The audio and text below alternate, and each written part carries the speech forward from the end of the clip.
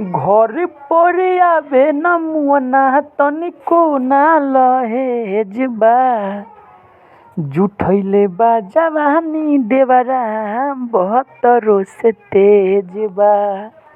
जुठैले बा जवानी देवरा बहत्तरो से तेज बा। इस सॉन्ग ऑफ प्रेमी के सॉन्ग के ट्रैक पर लिखा हुआ है, जिसका बोल है दया बगल ससुराल बारे सखी बया बगल नैहर बा।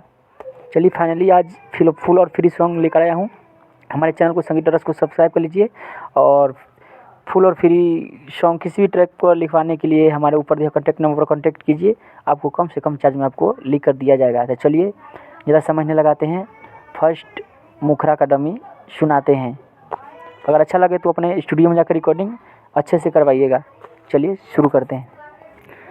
कि मोर भतार सखी हटे डराही बर छुटकान देवर भात चलावेला साइबर।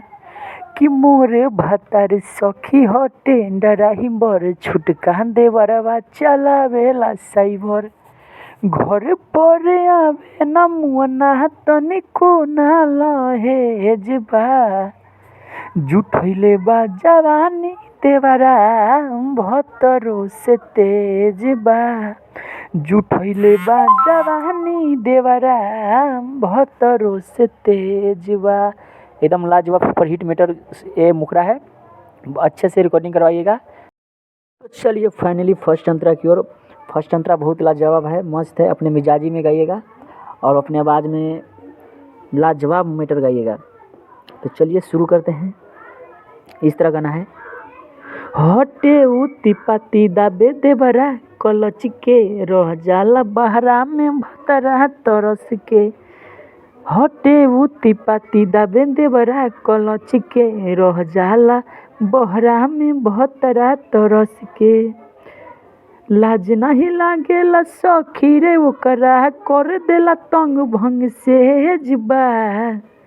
जुठैले बा जवानी देवरा बहत्तरो से तेज बा।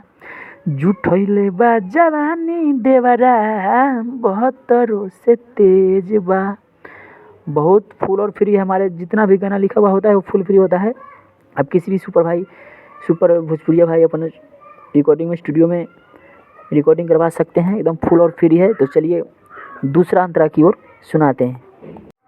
छूटेला पसीना नहीं माने कमीना बथेला कमर काम करे रोजीना। छूटेला पसीना नहीं माने कमीना बथेला कमर काम करे रोजीना। परदेसी पवन मनीष के रे सखिया हो गइल इंगेज बा। परदेसी पवन मनीष के सखिया हो गइल इंगेज बा। जुठैले बा जवानी देवरा बहत्तरो से तेज बा। जुठैले बा जवानी देवरा बहत्तरो से तेज बा। अगर ये मेरा फुल और फ्री सॉन्ग लिखा हुआ अच्छा लगा तो मेरे चैनल को सब्सक्राइब कीजिए संगीत रस को और बेल आइकन को दबा दीजिए। धन्यवाद।